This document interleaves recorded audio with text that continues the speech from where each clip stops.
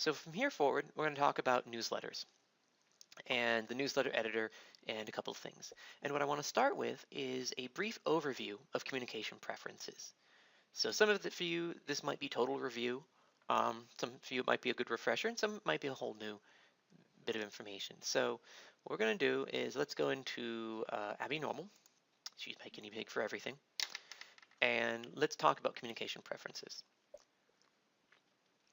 Specifically the e-communication preferences. So let's go ahead and edit. Oh, and there's that icon I talked about earlier about MailChimp, the monkey with a hat, which I thought was kind of amusing. So, okay, when you enter in somebody's email, we've entered their email, but now we have to give the system some preferences about how to handle that email. We have two levels of preferences. We have use for communication, which basically says, go ahead and use this email. So if it's checked, it says we can email them at abby@normal.com. But if it's unchecked, like in the case of abby@stuff.com, it means we cannot email them. So this is a way you can differentiate if they've got multiple emails, which to use and which not to use. You might be wondering, well, if I'm not going to use it, why keep it? The reason to keep it is because they might sometimes use it for event signups, but don't generally want you to communicate with through them on that one. Maybe it's a work email. So it's good for reference. It's good for preventing duplication. But generally speaking, you aren't going to use it more, so you uncheck it. So that's the granular per email communication preference used for communication. More generally, more broadly, we have the set e-communication preferences, and these will actually be done for you whenever you enter an email. So that's these three items here. So the moment you enter an email, they will be automatically set as send email and subscribe for newsletter. So send email says, yes, the system can send this person an email, assuming they have something marked for communication, used for comm. Subscribe for newsletters says, okay, cool, we can send them newsletters and they are willing to receive newsletters in these categories. So this is an important thing to know. In order for someone to receive a newsletter of any given category, they must have an email, it must be marked for use, communication, and they must have send email and subscribe for newsletters checked with the appropriate category for the newsletter. So kind of think of these as filters. If these aren't checked, it will filter them out of your list. So when we add people to a newsletter, if, for example, this person was unsubscribed for annual review, and you add them to an annual reviewed categoried newsletter, they will not receive that newsletter, despite the fact you've added them to the list, because their preferences say that they do not receive that category. We'll go more into that in a little bit later, but the key here I want to get at is that subscribe for newsletter and newsletter categories should be treated more like filters. Now mind you, you can use them like criteria. You can search with them with criteria. So you could use them to pull up your list, but they inherently don't put someone on a list. So I have a lot of times folk will say, they'll subscribe someone and then they'll make a newsletter and make it for that category, but then be wondering, well, why is nobody in this newsletter? So that's why, because this is a filter. So you still have to add them to the newsletter. And the reason why this might seem kind of strange is because, well, I already checked them. That should automatically add them. Well, categories should be something that's rather broad. Like volunteer or like volunteer newsletters. And maybe you have certain volunteer newsletters that you send to certain segments of your contact list, to pull the MailChimp term in. You've got a broad pool of volunteers. You've subscribed for this category, but there's only certain groups, segments of that category you sometimes want to send to, like for only certain activities or for basically certain activities or certain types of activities. So that's why they're different. So the key here is just think of them as categories as a filter. If they aren't subscribed, they can't receive, but subscribing them doesn't automatically make them receive. So any questions about newsletter categories and communication preferences before we go ahead and dive into the actual newsletter process? This is a bit more of a review, but I want to pause here for any questions. And if anybody wants to take any notes.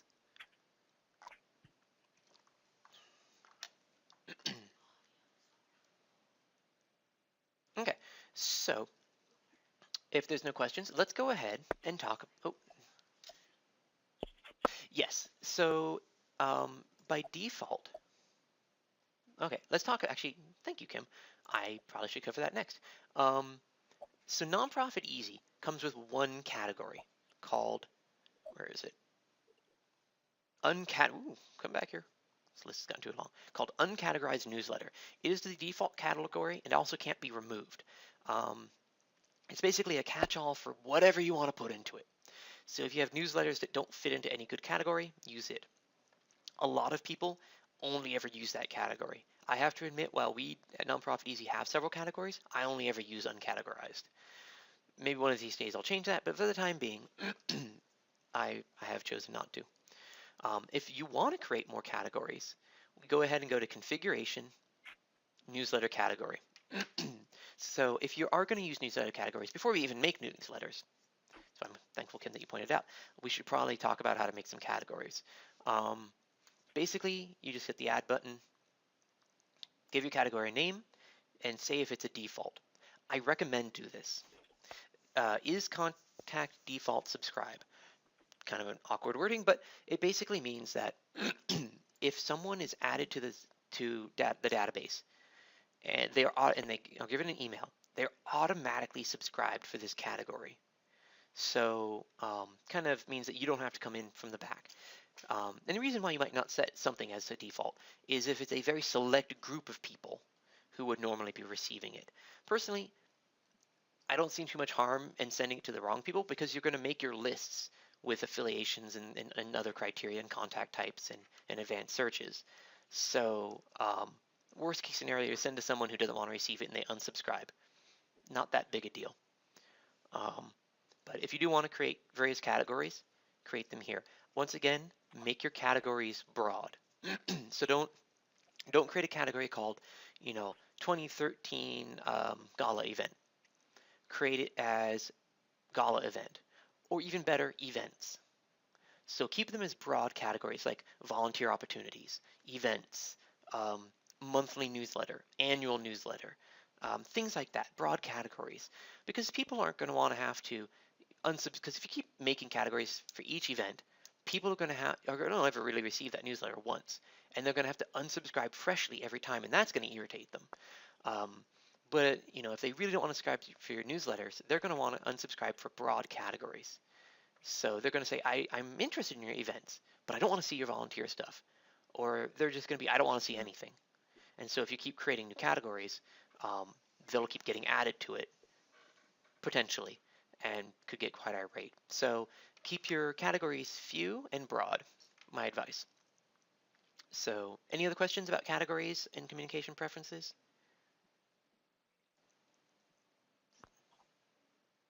Okay, so communication, newsletter, e-cards. Now at this point, everything is done from here for newsletters. And you may have noticed we've actually changed it a little bit. So we've actually changed it to be a bit more like donation acknowledgement in that you start on a screen with just a list of your newsletters that you've done previously or have as drafts. And so we have some new options here too. So we have the old options too, where we can find something we have only saved only, we can edit it, we can look at it, we can copy it, we can preview it, we can see the recipient log, which we'll talk more about later for stuff we've sent. One of the new options is the ability to delete a newsletter. We didn't have this a month ago. So if you create a newsletter and something goes horribly wrong with it and you're like, I want to start all over. Before, it would leave basically an artifact behind. Now you can delete that. So this example for Bridge the Gap, I don't want it in there anymore. So I can mouse over and delete it and confirm. And it will remove it from the list. That's the biggest change on this page, aside from the fact that we've, instead of being this tiny little list over here and the editor over here, we gave an entire page to the history. And that means we can give more space to the editor. So now let's talk about the editor. So let's say you want to create a new newsletter. Let's create a brand new newsletter. Well, one way is we could not quite create a brand new newsletter. We could maybe copy a previous newsletter. Maybe there's a newsletter that we got a really good looking one. We got it all edited and perfect how we want it. We can just copy it and replace the content. or we can create a brand spanking new one. So I'm going to go ahead and do that one and click add, and it will take us to the add edit newsletter page. That's what it's called.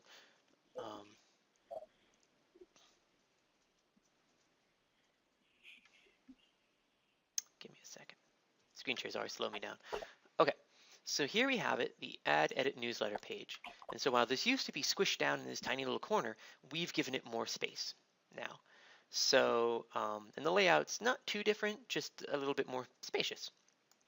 So the first thing you can do is pick from one of our predefined templates. Now you might have some templates that we uploaded for you back in the past, so you can pick from those instead. If you haven't already, we can upload some templates for you up to between 1 and 3 depending on your subscription. Just let us know and we can work with you on that. But eventually I'm hoping that these will actually be in managed templates, which I believe is a long-term goal, but we haven't gotten there yet. So what we can do is we can pick from a pre-existing template. So let's go ahead and do one. Let's pick this one. I like this one. It pleases me. So this is a random template that once in the past we uploaded to the demo server. A place for logo and some content, and we have a side thing here, and we can modify the date. These actually are taken care of in a footer that'll be down at the bottom, so I'm actually just going to delete them. So cool. Here we get some options. So the first thing we should probably do is, before we even work on our template, let's figure out at least what the subject of our newsletter is so that we can save it as a draft. So let's call it the webinar newsletter. And let's say this is not coming from Eric, it's coming from support. And sender name is going to be NPE support.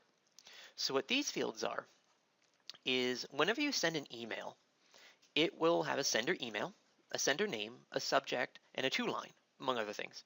Now the to-line in this case is going to be our recipient, so we don't worry about that. But you may have noticed that sometimes when you get an email, it'll say, bob@something.com, or it might say Bob Awesome.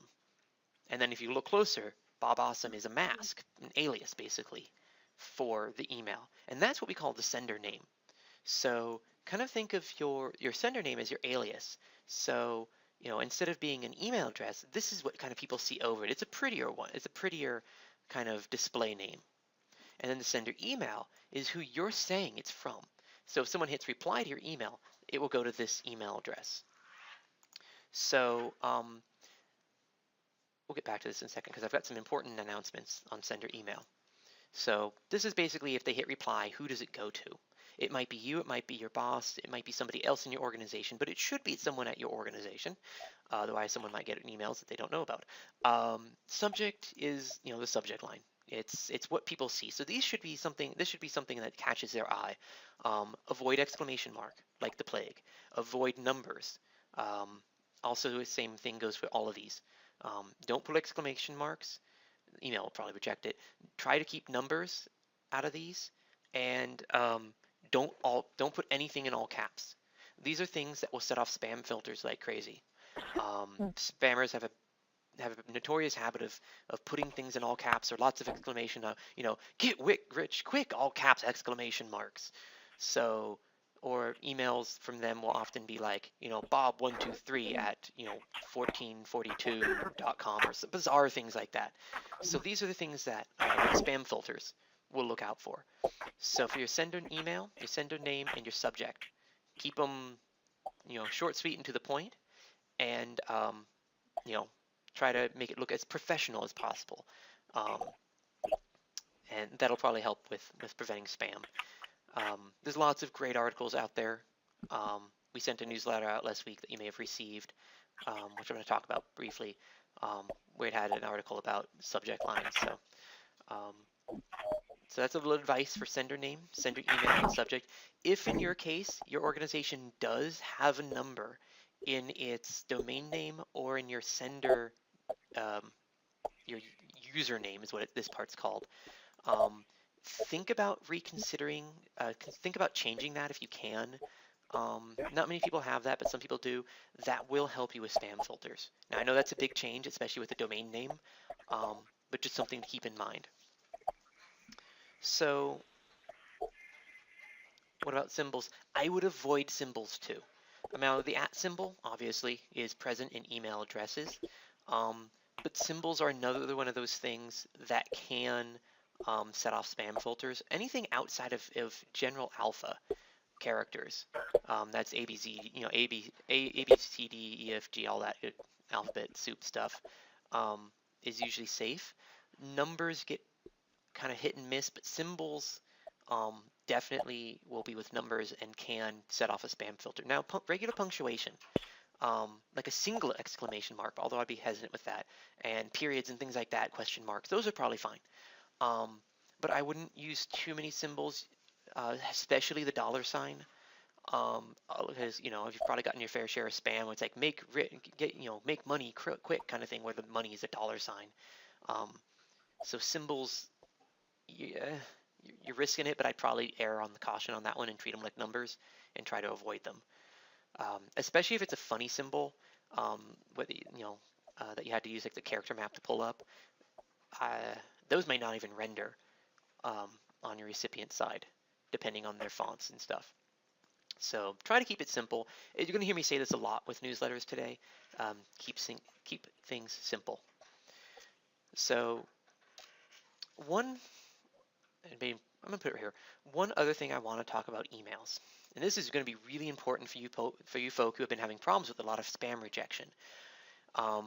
Do not use an email address as your sender email, such as AOL, Gmail, Hotmail, Yahoo, such like that. They have recently changed the rules that they use for delivering both to those addresses and from those addresses. Just kind of out there. It's not really a standard, but it kind of took hold. So for example, if you send from Yahoo, so if you put Yahoo as your sender email, and you send, for example, to a Yahoo, it is guaranteed to be rejected. Yahoo will not deliver it because it's not coming directly from Yahoo. And many of the others have picked up on that. And so as a result, even sending to other emails, so I mean, you could send to, Bob at hisowndomain.com, and his domain might be using the settings pulled from Yahoo and those other big vendors, and may reject Yahoo emails that don't come directly from a Yahoo client, for example. I use Yahoo because they set off this whole thing. Now, I see the point, but it causing trouble for us all. So what I recommend is if you have your own domain name, like we have nonprofiteasy.com, and you have an email there, that is what you should use. So use professional domain names, emails that are attached to domain names controlled by your organization as much as possible. Now, I understand for some folk, smaller organizations, this might not be possible. You may not have your own domain name. So unfortunately, there's not too much advice I can give there. Just know that if you try to send from a Yahoo, a Gmail, AOL, etc., Comcast, Verizon, all those, the probability of your rejection is almost 100%. So now that being said, even with your own domain name, the possibility of rejection is still pretty high.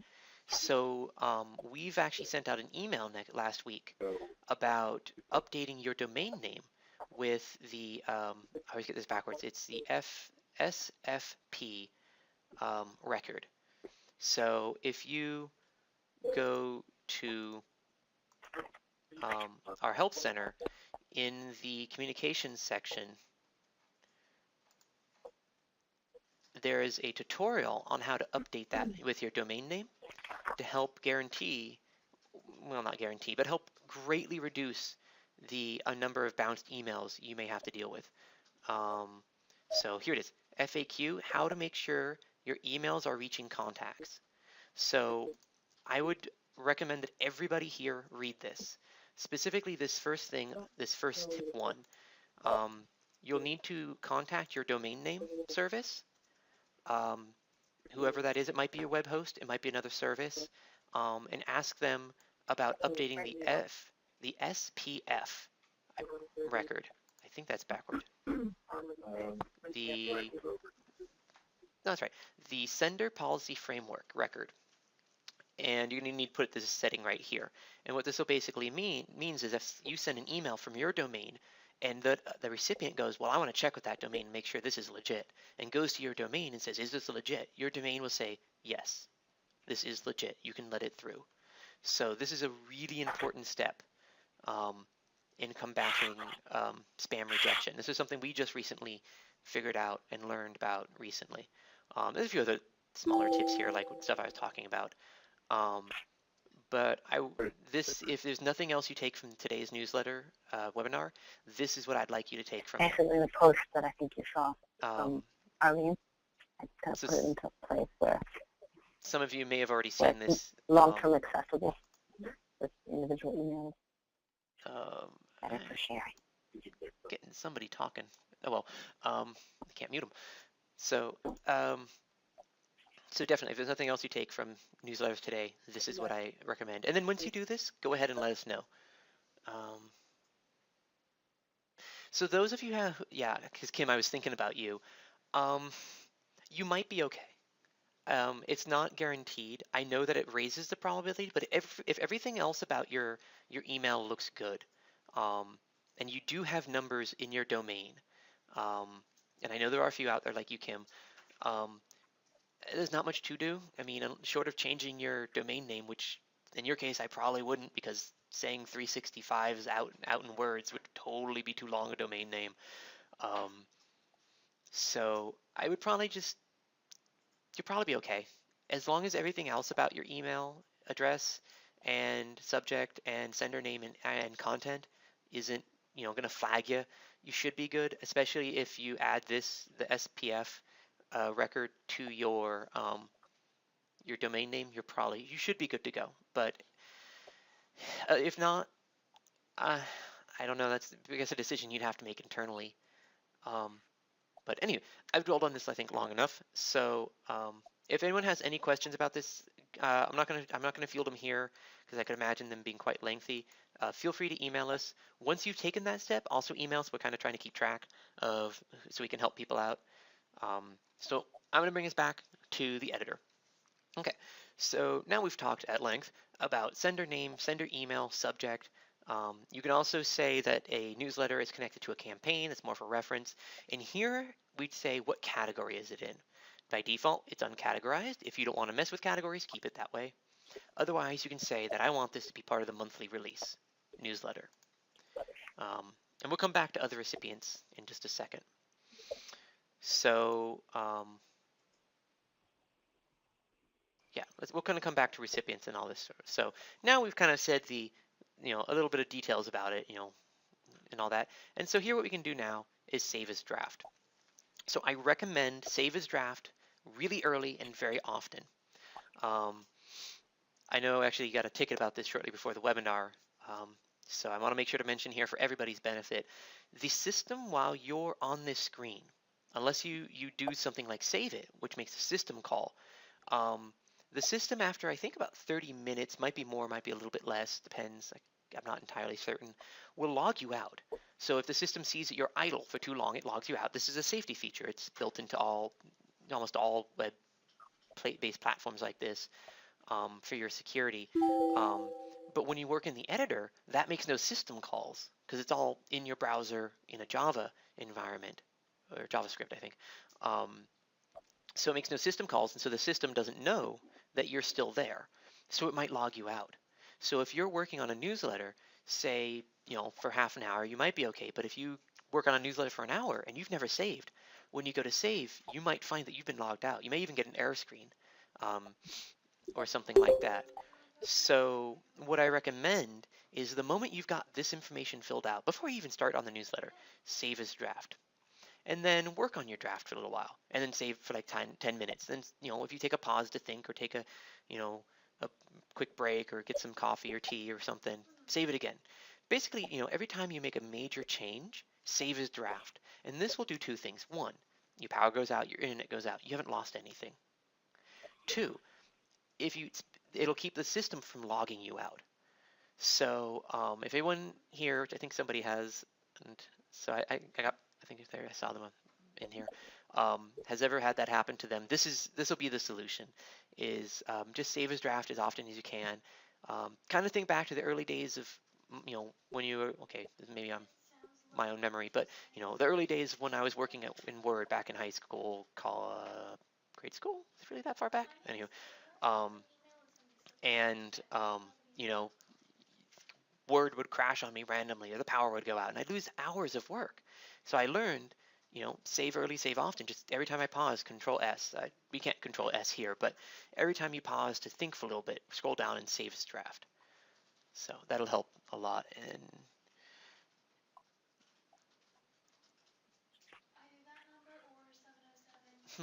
Yeah, I think you just got the error screen. And that's what it's almost so confused. Usually it's a log out, but sometimes an error screen can result.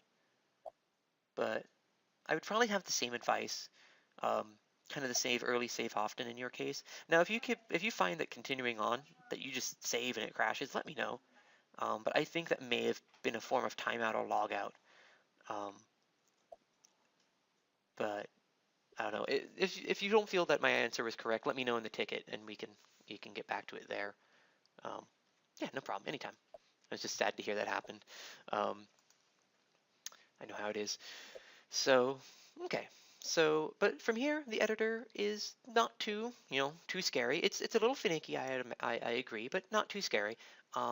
Most of it you can do with toolbars and just typing in. It's a HTML based editor, so what you see is what you get, WYSIWYG.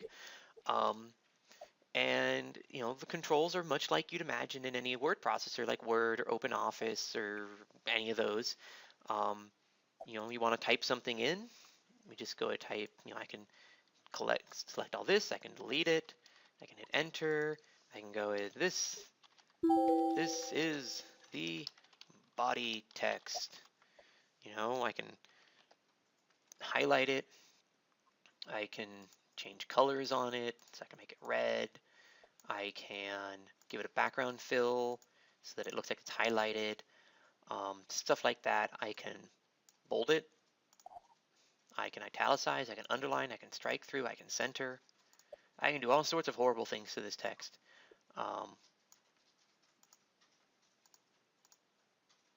But, so most of this is kind of what you expect. We can justify, we can indent, we can unindent, we can do numbered lists, we can do bulleted lists, cut and paste and all that fun stuff. We can make links. So we have the hyperlink manager, so I can click on this and I can make this go to a website, nonprofiteasy.com. Hit OK. I'm going to keep it simple. So this is now a link. So that's why it's blue like this. I can break the link. So it's no longer a link. What else can I do? Horrible things can I do to this text? We can subscript. We can superscript. We can subscript. New paragraph is the same as hitting enter. So I can hit enter, brings down stuff, same font, or whatever I want. So most of that's straightforward. So a few things I do want to point. Oh, and we can change the font being used. We want to go and make sure you guarantee it's Arial at a smaller font, 14 pixels. So most of that you've probably all discovered if you've played with it. Just have fun with it. Just highlight what you want to do and apply the text. Now, here is where I'm going to give my advice of keep it simple though, for two reasons. One, you can see what I did here. It looks terrible. So there's a few things I recommend is keep it simple. One of the things you may have discovered over time is people respond whether simple and professional, crisp and clear. So I would probably avoid highlighting, using the color, the backfill like that, and stick with basic, basic fonts. If your theme is black, red, and white, keep with those colors. Don't add in red. Keep underlining and striking through and bolding to a discrete minimum. I mean, this is all personal. A lot of this is personal taste, and some of it's stuff I've picked up. So the question was, is there a way to save like styles used frequently? So if you often use this color, this font, this size in combination, is there a way to save that as kind of a style? Unfortunately, there is not.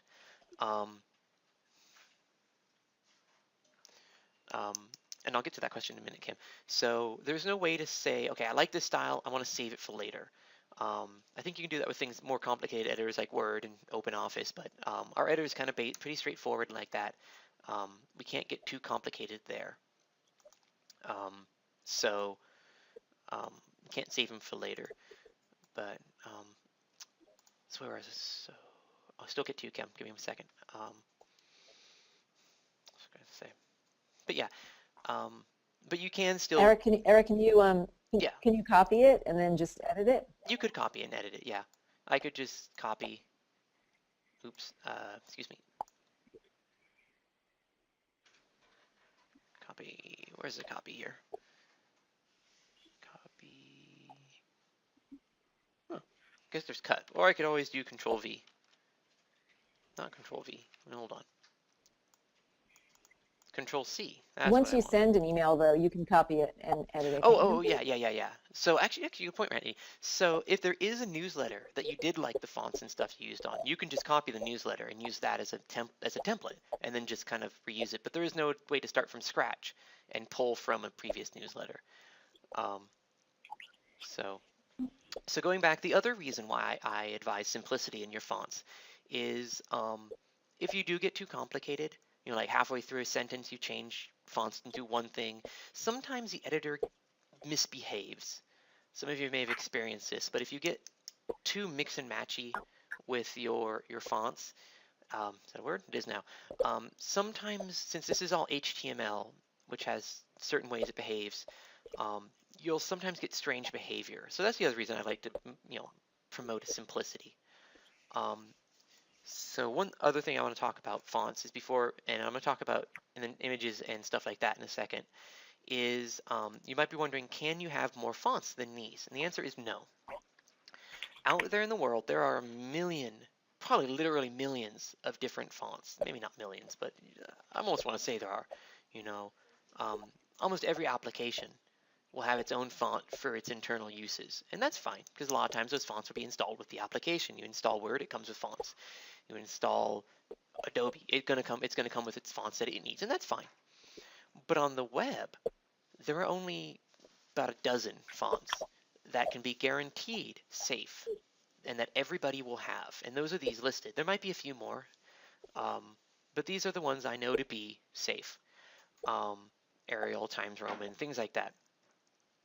So that's the reason why we restrict it, because you may have the font, you know, Awesome Font 32, but somebody else is probably not going to. So we can't use Awesome Font 32. We have to go with the fonts that we know other web browsers support and are part of the HTML standards. So that's why there's no other fonts. Going with fonts, what did I do? I clicked, is font size. Now a lot of you might be used to Word, which uses points.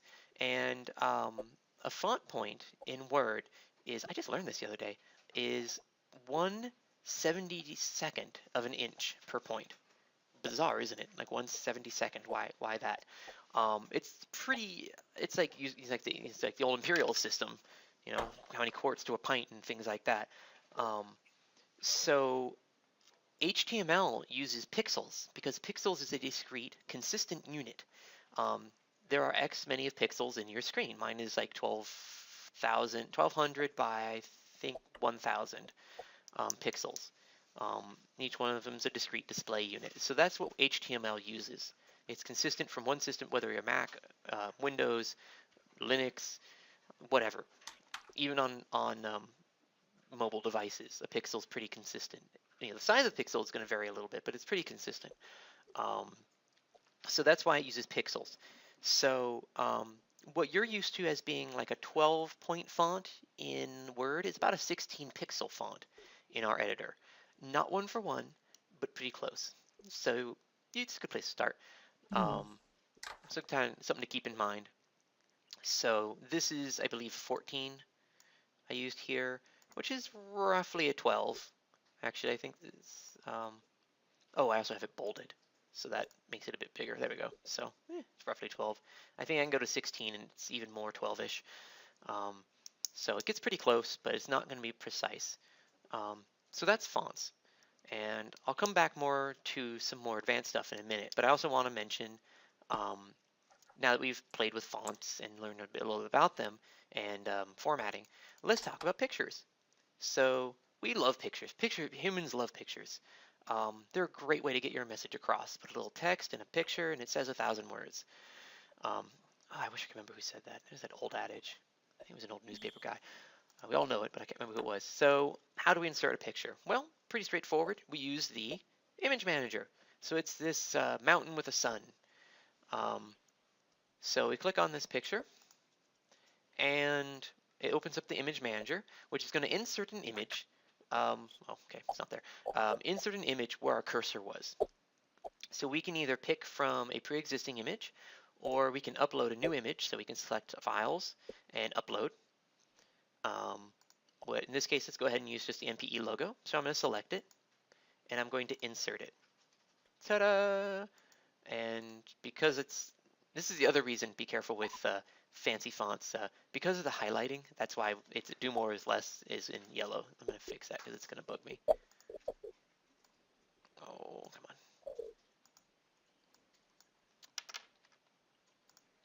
Is that part of the image? I don't think it is. Oh, whatever. Like I said, I got too fancy with the fonts and now I broke something. Actually, what I can do is this. Format stripper, which didn't work. Why is it not working? Oops. Okay, I got a little carried away with my format stripper. I'll talk about that in a moment. Okay, that's better. It's bugging me. Okay, so basically that's how you insert images. And if you want to edit an image's size, we have two options. You can just highlight it, click on it, and you can use the width and edit and on all these editors down here. What I prefer though is right click, properties. And here you can edit the width and the heights and borders and alternate text and stuff like that. If you're editing width and heights, make sure to lock them first, and that will maintain aspect ratio. So if I enlarge this to 200, it's going to calculate what the height will have to be to maintain ratio. And so you see. How did you lock that, Eric? So once again, okay, let me go back there. So properties. Sorry. It's this chain link right here. So no, it's going to start unlocked, but if I click on it, it will lock it. And that basically I always calculate it. Okay. Basically lock aspect ratio, chain them together. And we can go more fancy than that, but I'm not going to get into the too fancy in this webinar.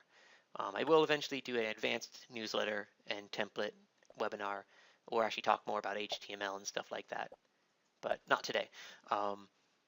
So yeah, so that's the basics of the editor. If you do want to insert if you want, there is the document manager, which lets you create links to documents that you've uploaded, or you can do them as attachments. It's your choice. I'm a bigger fan of attachments because then people have it, but for really big files, anything more than maybe a megabyte, I would probably not do it as attachment and do it as a link instead. A megabyte's a pretty hefty sized file, especially for anybody on slow DSL or a dial-up.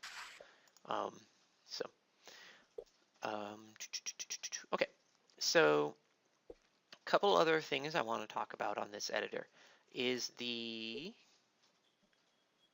okay, actually, good question. Let's do that now. There's a couple ways to move with to deal with the positioning of an image. One of them is you can actually drag it around. I find this a little bit less than predictable. The other thing you can do, other thing we can do is we can use just your good old-fashioned paragraph, changing stuff. But most of the time when you're working with images and you want them on one side or the other, what you'll want to do is actually wrap the text. And so we can do that, where we basically select our image, and instead of using this alignment up here, use this one down here. So let's see if I got this right. That will wrap it. So if I type some more in here, blah, blah, blah, blah, blah, blah, blah, it will wrap it around. If I had selected this and picked the right one, it would put it to the right. If I put it in the middle. Well, that's a bit more unpredictable in the small space, but you kind of get the picture. To do word wrap, select it and use the alignment down here. And then what you could do is for the text, maybe justify it. Oh, I have no spacing in here. So you could, justify it with the, okay, that's going to be kind of funny looking, but there you go. So that's how you can do word wrap, is click on the image, alignment, and then, do whatever you want to do with the text. Best way to make sure about this is to make sure that what you're technically doing is putting the image before the text, and then you're putting the text in the HTML in case it matters. So what I'd often recommend doing is put your image in, put it in its position, and then put the text in. Or put the text in, click at the beginning of the text, and then use the image manager to insert it, and then you could tweak with it from there. One of the two. So don't try to insert the image in the middle of the text. It needs to be at the beginning. But good question. So something I want to mention here. Okay, now we've talked a lot about formatting text that we've entered in. What about stuff we copy and paste from other sources? My recommendation is, if you can avoid it, don't. Or if you do copy it from another source, there's some steps you want to take. And so before I get into those steps, I'm going to tell you why my don't is out there. For example, the most common, and this is because the most common source is either from another web page or from Word. And in both those cases, the text is already heavily formatted.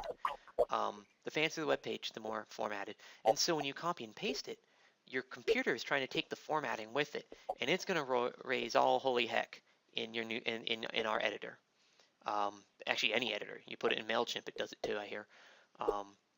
So what I recommend is, if you can, either create your content, your text, directly in the editor, or write it in a no frills text document. Right click, new document, text document, .txt. There's no formatting in those documents, and then you should be able to copy and paste into it cleanly. But when you copy and paste from Word, the system will recognize that and will attempt to clean it up. So you'll get a notice saying you're copying from Word. Are you sure you want to do this? Well, here, actually, I can give you an example.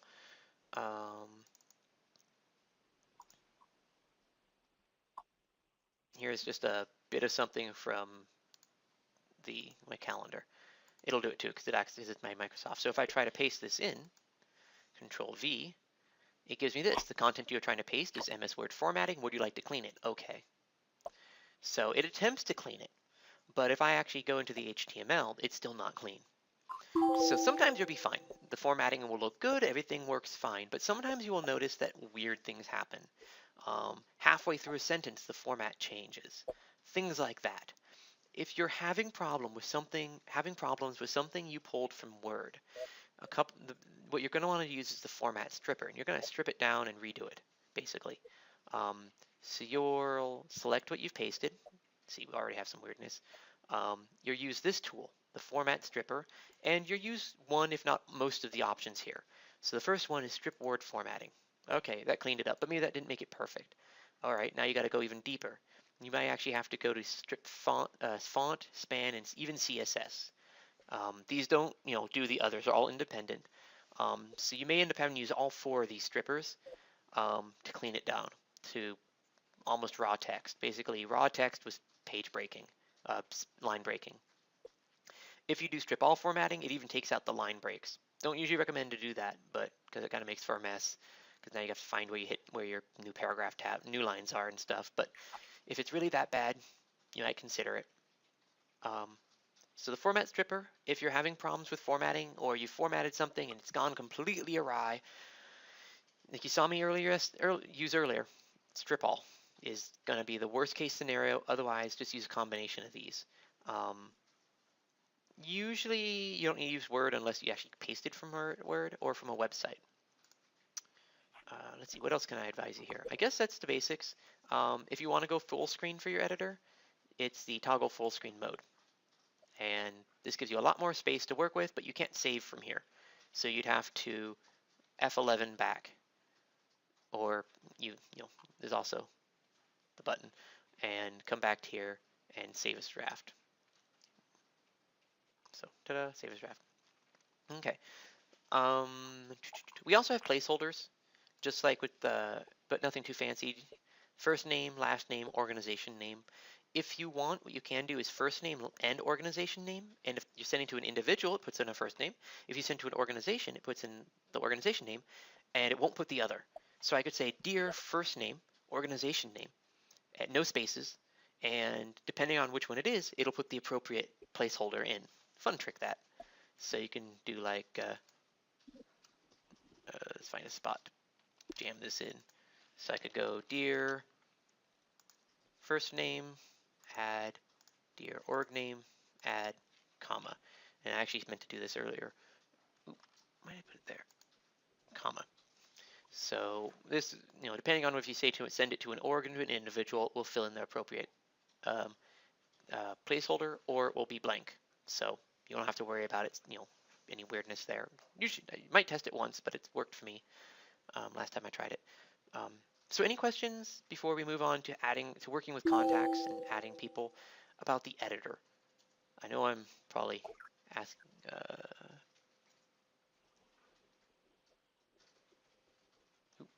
There's a question there. Some recipients have devices that receive only text. Is there a way to add a link? Ooh, hold on. Is there a way to add a link option for the recipient to click in order to see the newsletter in full? At this time, there is not. That option requires that it actually be hosted on a web page, basically, which our newsletters are not. They're sent out purely as emails, and no web-hosted version is left behind. So that version wouldn't be possible to do. So unfortunately not. If you don't put in a placeholder, will it still say dear? Yes. So if all I wrote was dear and then put no placeholders, it would just say dear. So dear is just my text followed by the placeholders.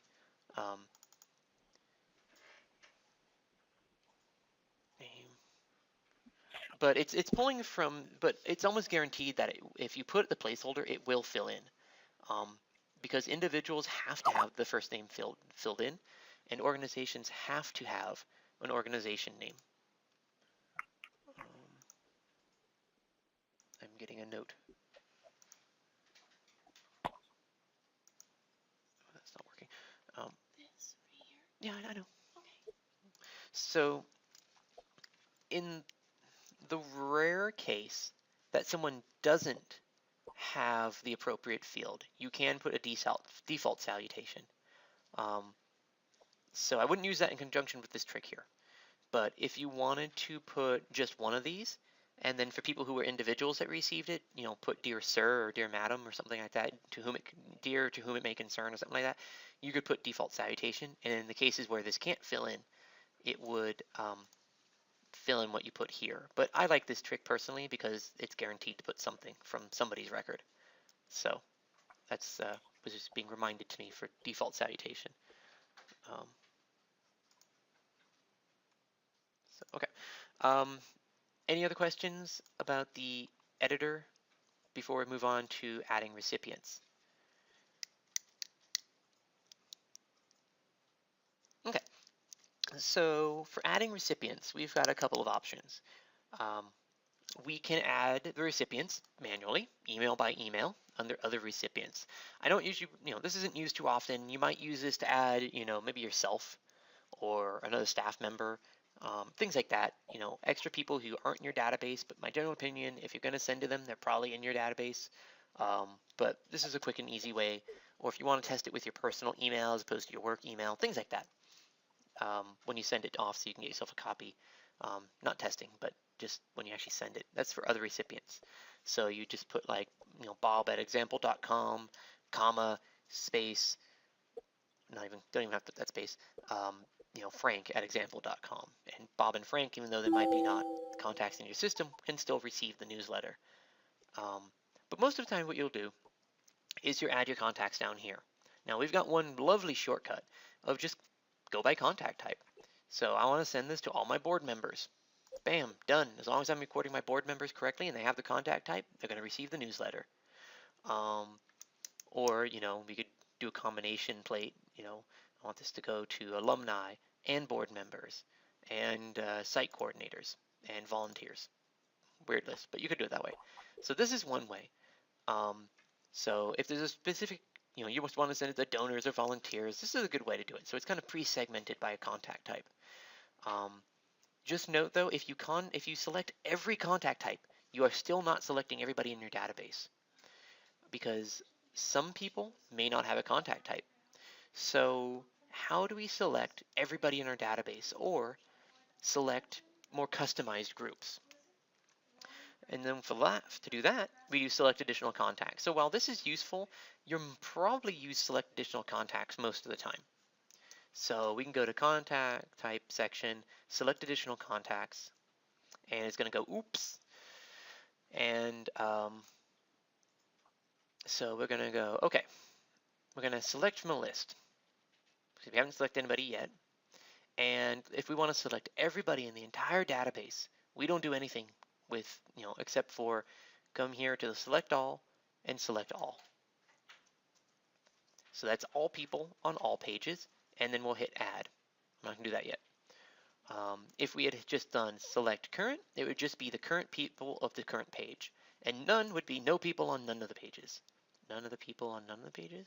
All the people all the time, but none. Anyway, so that's just like a quick shortcut to get everybody. So basically, select all drop down, select all, and then add. And you've added absolutely everybody capable of receiving the newsletter in the database to the newsletter. And then the system will go from there and filter out, contact types and things. But let's say you want to do something a bit more segmented that wasn't based on contact type. In that case, we can use advanced search. So let's say we want to, we can either create a new advanced search, or we could use a pre-existing advanced search. These are the same advanced searches in your contact list, so they go both ways. So if you create it here, it shows up there. If you create it there, it shows up here. So don't have to double your work. So let's use the May birthdays list that I created earlier, or used earlier. So in this case, there are 3 people on that list with email addresses that can receive newsletters. So it's kind of a small list. So Kim, apparently you're in here. So we can send to Buffy Summers or John Williams when he's done making music, or Kim. We could go select current, or if it was a much larger list, select all, which is probably what I'd recommend doing. And then we hit add. And then, we'll see our list. So what we've done previously, what we just did, we can remove people from that list. But in this case, we'll just hit submit. And so now we have our people. If you want to preview them, we can go preview recipient list. And what it's going to do is it's going to take all the contact types plus all the people we added to our recipient list, match it against their newsletter categories, and this will be our resulting list, which in this case didn't even include our original 3 people. It only created grabbed people from our contact types. Your system will probably look a lot cleaner than this. You'll probably get much larger lists, but demo system and all that. So preview recipient list is a good tool to see, okay, contact types plus select additional contacts minus newsletter category restrictions equals what? A little math for us all. And that's what we'll see in preview recipient list. Other recipients is not checked against it, just so you know, because there's no contacts involved. So any questions about adding contacts to the newsletter?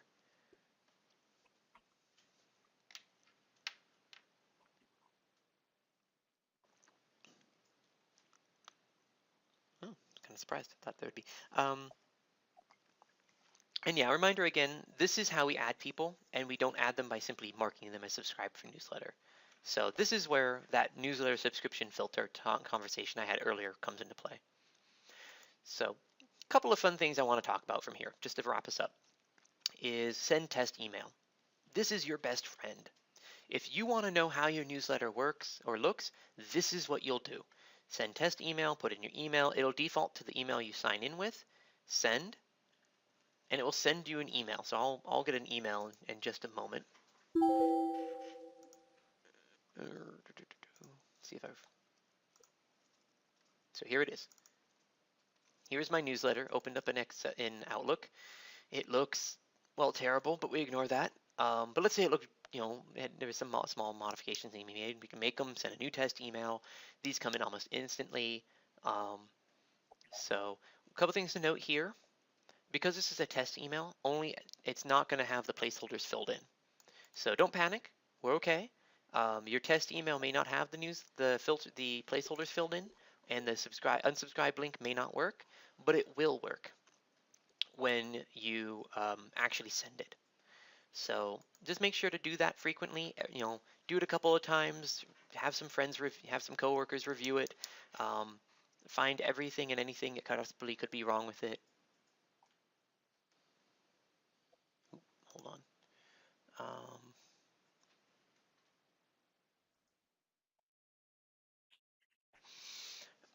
So there's a question in regard to the MailChimp.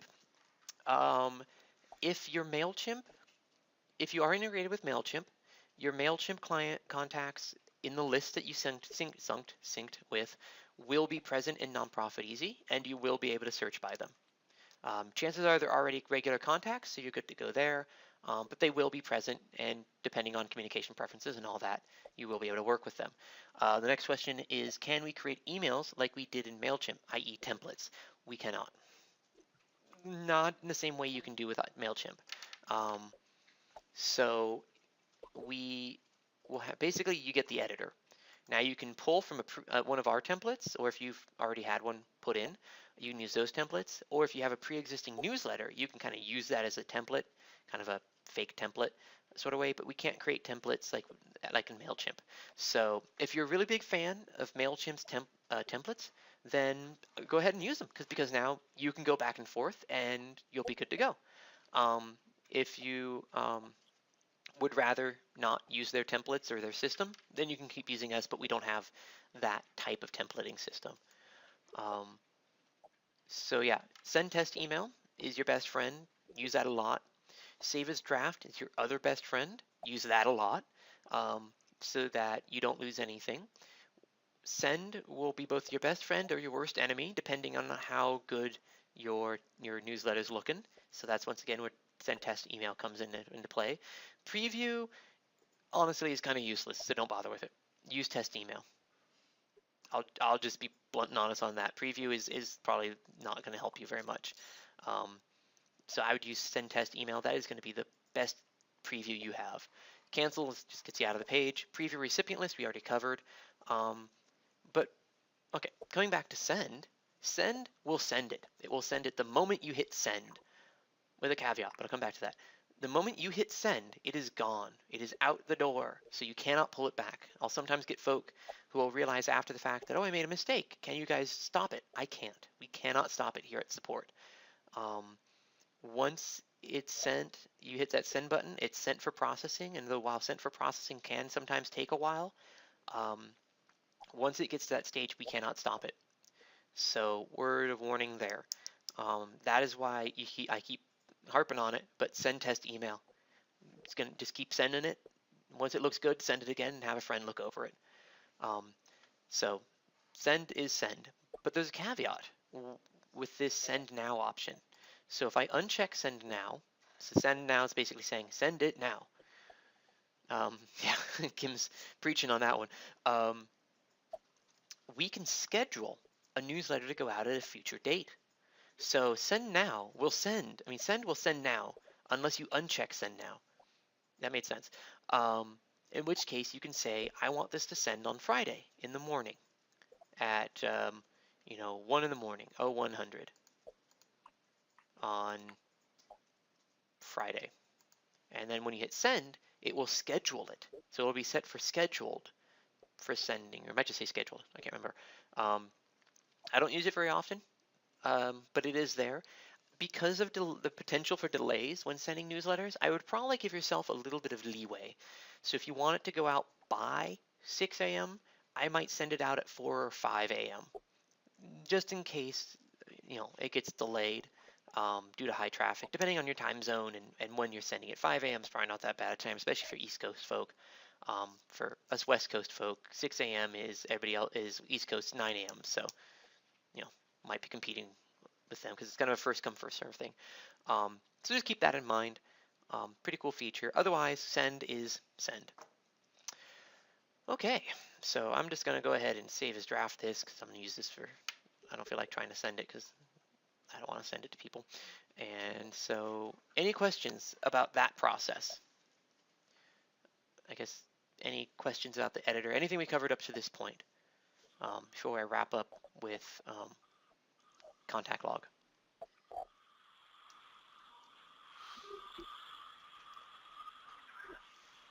Oh, I did forget something. So for those of you who are interested, while I mentioned that this is a what you see is what you get HTML-based editor, everything I've showed you up to this point is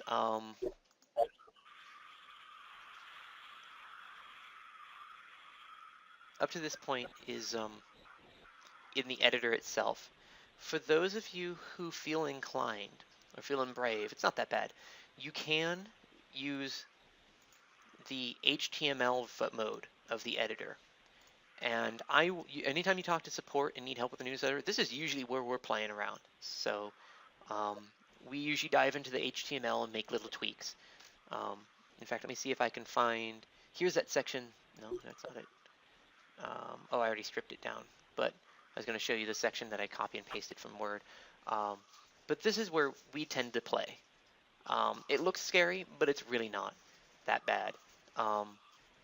So if you ever feel, if there's ever just a little bit that's just not behaving itself, just like a little, like a sentence, you just can't get to behave, you can switch to HTML, Control F to find the phrase that you're looking for, and edit the HTML directly. Don't be afraid of HTML. It's not that bad. I'll do a webinar someday. We'll talk more about it. There's great tutorials out there. All you need to know is table, font, span, and image. And font and image are, excuse me, font and span are basically the same thing. Effectively, style. You just need to know about styles. And these are things like align left, font size, font, bold, center, things like that. Really easy stuff once you get the hang of it. It might seem intimidating at first, but if you feel inclined, I say do some research. You'll learn some fun stuff and a very good skill. But if you don't want to do it, you don't gotta. So just wanted to make sure people knew about the HTML mode. Okay. Eric? Yes. Can I add one little trick that Lamesh told me? Yeah, sure. If you have a PDF for like an invitation or an event, you can upload that and then you can get around the fact that you're limited to all those fonts and all that kind of stuff. So you could keep it pretty simple and just upload an invitation and then have people link to registration and stuff from there. Do you mean an image? Yeah, so if you have like an actual invitation and there's a designer who designed it for you, you can upload that and then you have a really nice looking email. Yes, actually, thank you, Randy. That is a really great trick that I've seen a lot of people do. So basically, if your invitation is one giant image, sometimes they'll give it to you as a PDF, sometimes an image, but you specifically need it as an image, JPEG, GIF, PNG, or one of those variants. PDF itself, you can upload as a file, but it wouldn't display. But as an image, you basically just put the image in and you're done. And that lets you use fun fonts, let you use all sorts of fun things. So if you do have a graphics artist with you or who you work with who gives you really awesome flyers, you can, and as long as they give it to you in like as an image file, not just, you can just use the image manager, plop it right into a blank newsletter, and maybe resize it, and you're good to go. So really good trick. So it's always an option. If you're interested in that, let us know in support. Like show us the image you're thinking about doing maybe, and we can say that, you know, we'll kind of point you in the right direction. But basically, if you, like I said, if you've got a flyer and you just want that flyer to be your newsletter, just put it in there. That is your newsletter. Totally doable. Great trick. Thank you, Randy. Always forget about that trick. It's such a great trick. So many tricks. So I'm going to wrap up really quickly with just coming back to the history page, you can, like I said, you can edit, delete, preview something that you already sent out. But anytime you send out a newsletter, it creates a contact log. And in this contact log, you can see who you sent it to. So, huzzah, we sent something to Taylor. It'll tell you total sent. If any of them failed. So failed doesn't mean bounced. Failed means we couldn't send it. So if you tried to send to bob@gmail, that won't send. bob@gmail.com would send. So bob@gmail would be a failed. And then you'd have to go and edit it, and then you could resend a failed. Now, you also can see who it was, their email, was it sent, when it was viewed on, and how many times they viewed it. And then you can export this, and you could do a little math on it, like you could see the total number of opened versus non-opened with, like, do a sum or something, or count if, and things like that in Excel. Eventually we'll have actual built-in reporting, but we haven't had a chance to do that yet due to other needs. But yeah, this is a great way to see who you sent it to. And this is one of the major advantages of newsletters over send email from the contact log. From the contact list. Because you may know that from Take Action email, you can send an email to a good number of people. But if you want to see in one place, who opened it, who you sent it to, stuff like that, newsletter is the better way to go. Now, one thing I want to let people know about how this works. What happens is we put a 1 pixel by 1 pixel clear image into every email. Everybody does, MailChimp does this too, I think, and all the others. Don't quote me on that though. And basically when you open the email, it accesses that image, and that image is unique to the email, so we know the person has access. If that image gets accessed, the person's opened the email, so we can know that they opened it. So anytime that image is basically loaded, it's viewed. So I believe, though, this can be tricked by certain softwares that will kind of preview it for you. So that might kind of trick it. And that's why you might sometimes see view counts go into like 27, because someone's skimming through their emails, and every time they pull it up, they're viewing it, quote unquote. So that can throw off the numbers a little bit, I think. And I think... Oh, and if they tell their browser refuse to open images from X source, well, there's nothing we can do about that. It won't count. So just because it says someone hasn't received it, there is a chance they may have, and they just haven't given permission for images.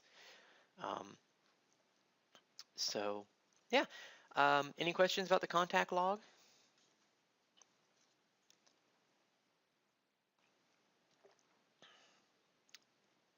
Okay. Any questions at all about anything we covered today, including MailChimp integration?